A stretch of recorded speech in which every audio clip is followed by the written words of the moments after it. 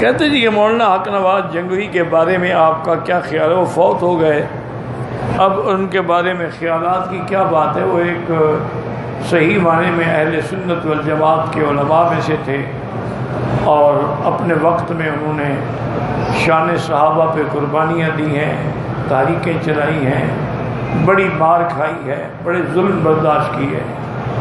वो तो बिल्कुल खालिस सच्चे मुजाहिद आदमी थे। अल्लाह उनकी कब्र पे रहमत फरमाए और अल्लाह उनके दर्जात को बुलंद फरमाए। असल बात यह है कि बंदा माहौल ही उसको तल्ख कर देते हैं। मैंने एक दफ़ा सोचा कि भाई किसी तरह मैं उनको समझाऊं कि यार ये काफिर काफिर काफिर काफिर, ये सारी दुनिया को काफिर बना रहे हो,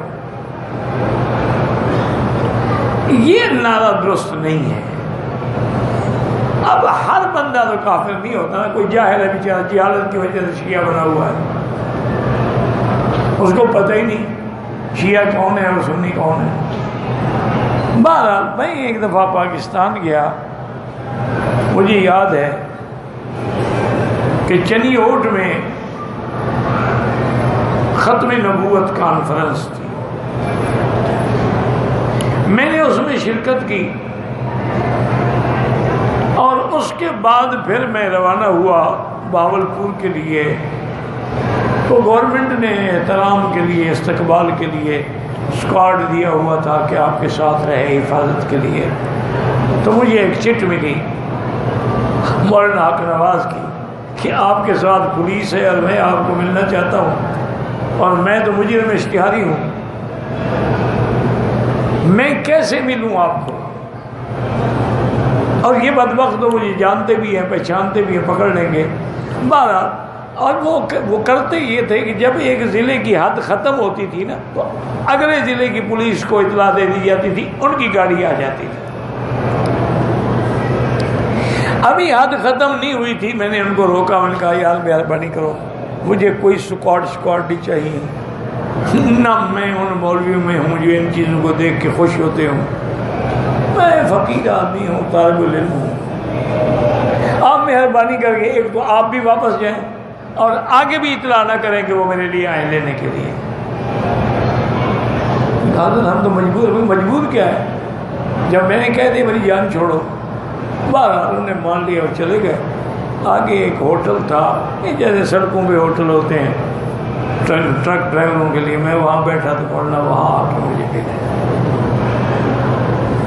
तो मैंने उनने कहा मक्की साहब गुजारिश ये है कि मैंने अपनी आंखों से देखा है कि हमारे जंग में शिया ने कुत्तों का जुलूस निकाला और कुतिया के गल में सैयदा आयशा का नाम लेके पट्टा डाला हुआ था।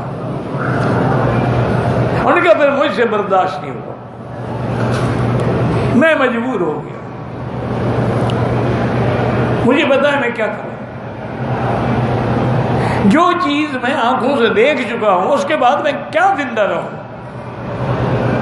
मैंने कहा चलो एक बात तो मानो, तुम शिया से भी लड़ते हो और हुकूमत से भी लड़ते हो, या तो हुकूमत से लड़ो या शिया से लड़ो, दोनों को दुश्मन बना लेते हो तो कामयाब कैसे हो सकते हो? कम से कम इंतजामिया और हुकूमत से तो न लड़ो। उन्होंने कहा ये बात आपकी मैं मानता हूँ। ये मेरी उनके साथ मुलाकात है, 15-20 मिनट आधे घंटे की, हमें चाय पी और उन्होंने उस पर अमल भी किया, लेकिन अल्लाह को मंजूर नहीं था, शहीद हो गए। वरना अब वो आहिस्ता आहिस्ता अपनी जमात को, मैंने कहा कब तक तारीख, उसको मुनज़्ज़म करो।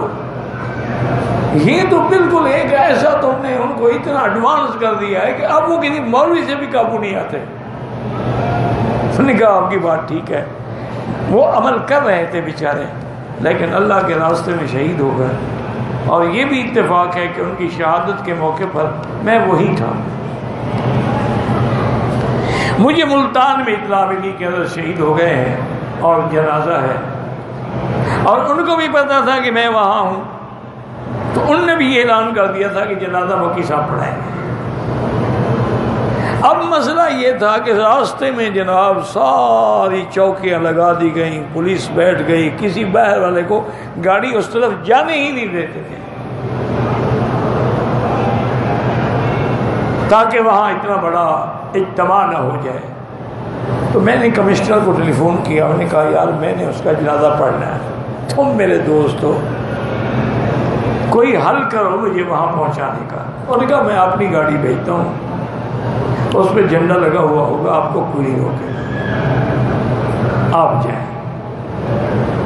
हमें पता है कि आप लोगों को लड़ाने के लिए तकरीर नहीं करते हो बल्कि मिलाने के लिए तकरीर करते हो।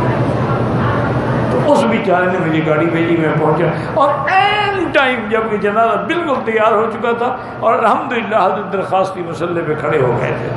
फिर मैं भी थोड़ा पीछे हो गया ताकि हज़रत जब खड़े हैं तो मैं क्या कहूँ कि हज़रत को हटाओ और मुझे कहो मैं पढ़ाऊँ। हज़रत तो हमारे भी शेख हैं, सबके शेख हैं। तो हमें उनका जनाजा भी अल्हम्दुलिल्लाह नसीब हुआ। अल्लाहुम्मा अग़फ़िर वरहमहु वतजावज़ अन्हु वअदख़िलहु फ़िल फ़िरदौसिल आला। और या अल्लाह जितने भी मज़लूम बेगुनाह शहीद हुए हैं उनके दर्जात बुलंद फरमाएँ और उनके पसमानदगान को सब्र जमील अता फरमाएँ।